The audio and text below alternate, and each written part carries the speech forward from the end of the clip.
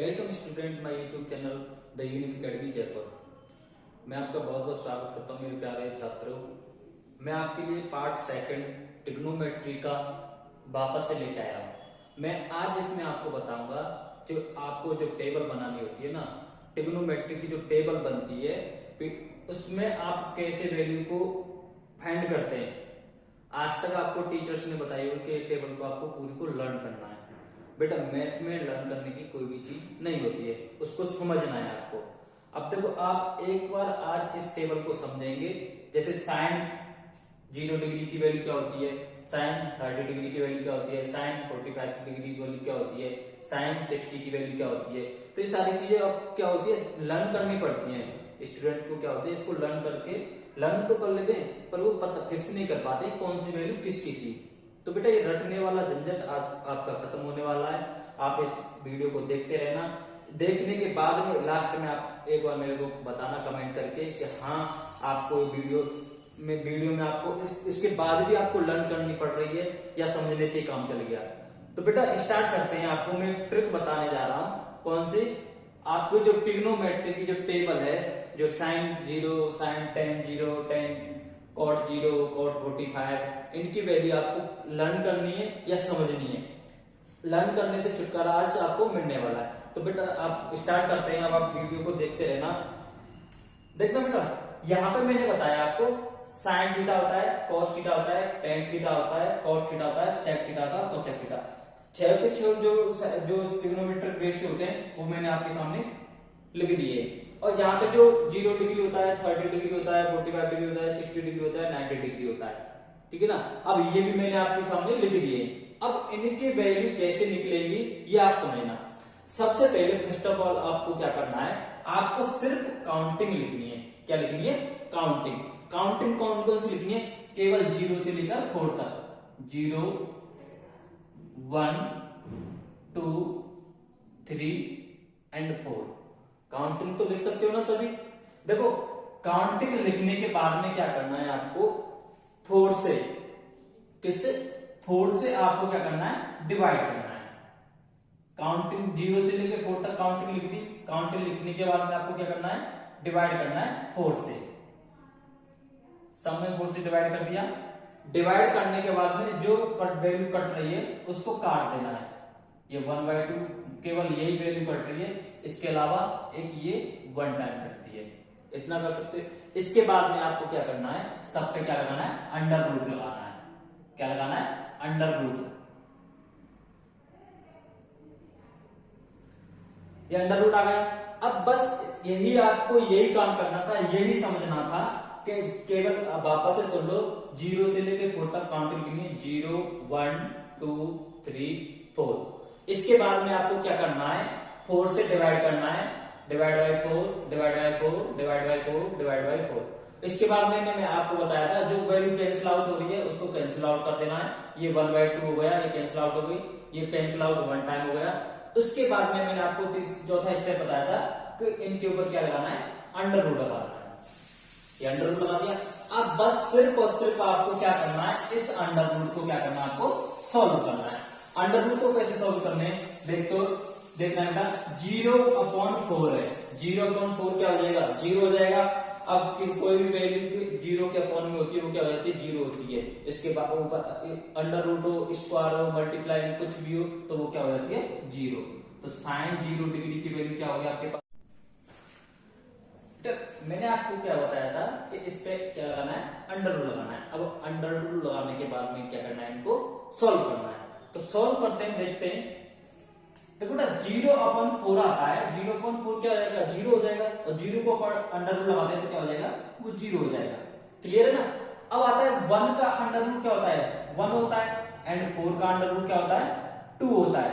तो ये क्या हो जाएगा, 1/2। ये किसकी वैल्यू होगी, साइन 30 की वैल्यू क्या हो जाएगी, 1/2। अब इसके बाद आता है 1 का अंडर रूट क्या होगा, 1 होगा। अब अंडर रूट इसके 2 के ऊपर लगाते तो ये क्या होता है बेटा, अंडर रूट 2 ही आता है। इसका एक वैल्यू आती है, वो यहाँ पे शो नहीं करते, केवल क्या लिखते हैं, अंडर रूट 2 ही लिखते हैं। इसके बाद में लगाते हैं बेटा अंडर रूट 3। अंडर रूट 3 को क्या सॉल्व करते हैं, अंडर रूट 3 ही आएगा। और अंडर रूट 4 को सॉल्व करेंगे तो क्या आएगा, 2 आएगा, और यहाँ पे 1 के ऊपर अंडर रूट आएगा तो बेटा 1 का अंडर रूट क्या होता है, 1 ही होता है। ऐसे करके बेटा हमारी साइन की वैल्यू कंप्लीट हो जाती है। साइन 0 की वैल्यू क्या हो गई, 0 हो गई। साइन 30 की वैल्यू क्या हो गई, 1/2 हो गई। साइन 45 की वैल्यू क्या हो गई, 1/√2 हो गई।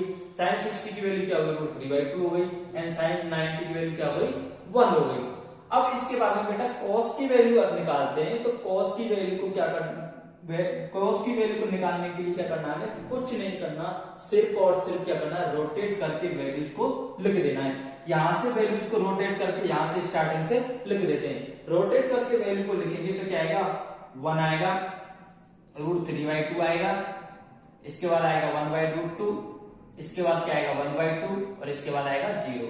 बेटा कुछ नहीं किया, कॉस की वैल्यू निकालने के बाद में क्या किया है, कॉस की वैल्यू निकालने के लिए क्या किया है, रोटेट करके सीधे सीधे यहाँ पे लिख दिया है, और यहाँ पे ये आपकी वैल्यू, कॉस की वैल्यू सारी हमें फाइंड हो चुकी है। अब इसके बाद में बेटा आती है tan की वैल्यूज। tan की वैल्यूज के लिए मैंने स्टार्टिंग में जब मैंने पार्ट 1 कराया बेसिक का, तो मैंने बताया बेटा tan थीटा इक्वल्स टू, मैंने लिखा है आपको sin थीटा अपॉन में cos थीटा, ये आपको पता ही होगा। और इसके बाद में cot की लिखा है मैंने, cot थीटा इक्वल्स टू क्या होता है, मैंने cos थीटा अपॉन में sin थीटा। ये बेटा मैंने दोनों वैल्यू जो पहले पार्ट 1 में मैंने लिखा दिया है। अब मुझे tan थीटा की वैल्यूज फाइंड करनी है, किसके, tan थीटा की वैल्यूज फाइंड करनी है। और tan थीटा इक्वल क्या होता है, मैंने sin theta upon cos theta बताया है। मतलब क्या है बेटा, tan थीटा की वैल्यू निकालने के लिए इसमें क्या करना है, डिवाइड दे देना है।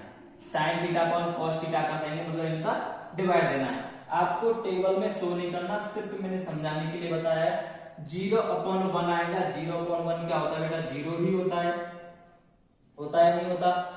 रूट ये 2 से 2 हो जाएगा, कैंसिल आउट हो जाएगा, तो यहाँ पे क्या बचेगा, 1/2 आएगा। क्या आएगा, 1/2। देखो बेटा एक बार मैं निकाल के बता देता हूँ, ये वैल्यूज आपको निकाल के बता देता हूँ। 1/2 आ रहा है, अपॉन में क्या आ रहा है, √3/2। तो 2 से 2 कैंसिल आउट हो जाएगा, क्या बचेगा, केवल 1/√3 आएगा। तो ऐसे करके सॉल्व करना है बेटा, ये मैंने ऐसे करके सॉल्व किया है। तो ये क्या हो जाएगा, √1, ये 1/√3 हो जाएगा। तो बेटा यहाँ पे देखना, ये डिवाइड का साइन मैंने आपको समझाने के लिए लगाया, वैसे होता नहीं है। तो यहाँ पे क्या आ जाएगा बेटा, 1/√3 आ जाएगा। बेटा मैंने यहाँ पे अभी सॉल्व करके बताया था आपको, ये वैल्यू आपको कैंसिल आउट हो गई, तो यहाँ पे क्या आएगा, 1/√3 आएगा।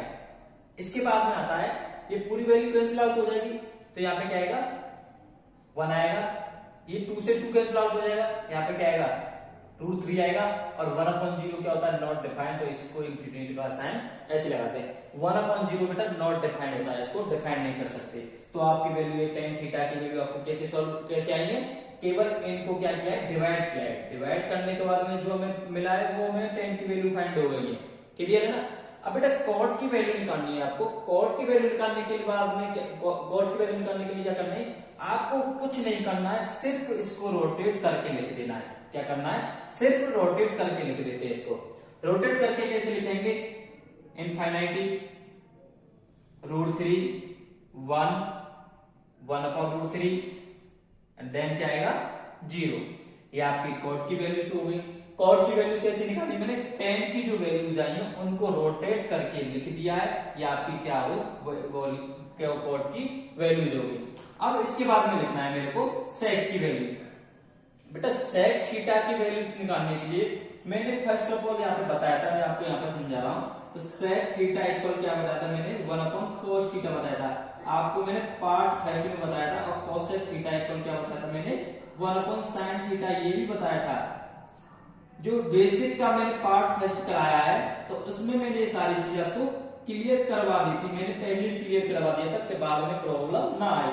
अब ये वाली चीज यहाँ पे आपको यूज करनी है। sec थीटा क्या होता है, cos का क्या होता है, इनवर्स होता है। इनवर्स का मतलब क्या होता है, अपोजिट साइन। क्या होता है, अपोजिट साइन। देखो बेटा इसका अपोजिट साइन आएगा, अपोजिट साइन आपको लिख देना है। यहाँ पे देखना अपोजिट साइन नहीं बेटा, अपोजिट करके लिखना है। जो cos की वैल्यू उसकी अपोजिट करके लिख देंगे। 1 की वैल्यू को अपोजिट करेंगे तो 1 ही आएगा। इनवर्स करेंगे, √3/2 को इनवर्स करेंगे तो क्या आएगा, 2/√3 आएगा। इसको इनवर्स करेंगे तो क्या आएगा, √2 आएगा। 1/2 को इन्वर्स करेंगे तो क्या आएगा 2 आएगा, एंड 0 को इन्वर्स करेंगे तो क्या आएगा 0 आएगा। ऐसे करके आपको ये सारी वैल्यू निकल जाएंगे। बेटा आपकी लास्ट वैल्यू जो हो जाती है कोसेक थीटा की। अब ये कोसेक थीटा की वैल्यू को निकालने के लिए करेंगे, इसके दो मेथड है, इस कोई से भी मेथड से निकाल लो, या तो आप साइन का इन्वर्स करके लिख दो या इसको रोटेट करके लिख दो। इसको हम सीधे से ही रोटेट करके लिख देते हैं। क्या आएगा रोटेट करके 0 आएगा, 2 आएगा, √2 आएगा, एंड 2/√3 आएगा, एंड देन इसके बाद में क्या आएगा 1 आएगा। क्लियर है बेटा? इसके बाद में क्या आएगा, ये आपकी अब टेबल कंप्लीट हो चुकी है। इसमें लर्न करने के लिए, रटने के लिए कुछ भी जरूरत नहीं है, सिर्फ और सिर्फ आपको क्या करना है, इसको समझना है।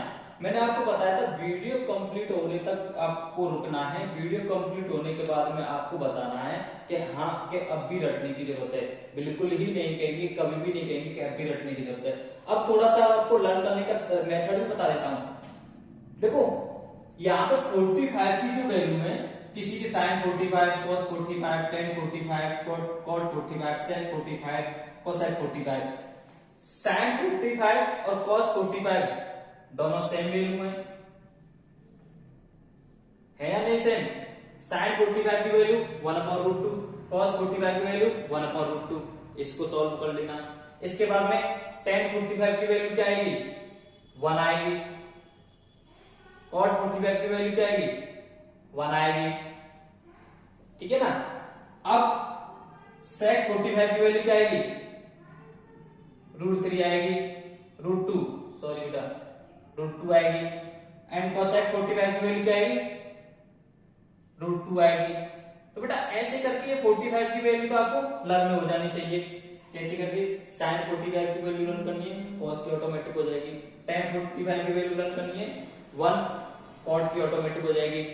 sec 45 की वैल्यू लर्न करनी है √2, cosec की ऑटोमेटिक हो जाएगी। इसके बाद में 90 वाली वैल्यू देख लो, sin 90 की 1, cos की 0, इनफाइनाइट की 10 की, cot की 0, sec की 0, केवल sin की और cosec की क्या है 1 है, बाकी क्या है 0 है या इंफिनिटी है।